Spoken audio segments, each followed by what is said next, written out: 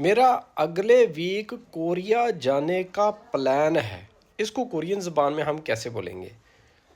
थाम छू हनगुके खागीरो हेसोयो।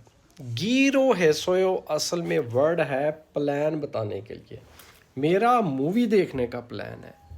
योंगवारल फोगीरो हेसोयो। मेरा वर्जिश करने का प्लान है। उनदोंग हागीरो हेसोयो।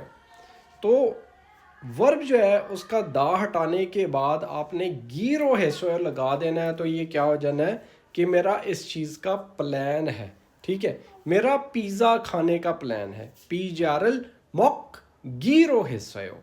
तो गीरो हेसोयो असल में होता है आप जब अपना प्लान बताते हैं। इसमें कोई भी कन्फ्यूजन या डिफ़िकल्टी चीज़ बिल्कुल भी नहीं है। सिर्फ वर्ब का दा हटाने के बाद आपने गीरो हेसोयो लगा देना है। वीडियो को लाइक लाजमी किया करें ताकि मैं ग्रामर की वीडियोस डेली बेसिस पे बना सकूं।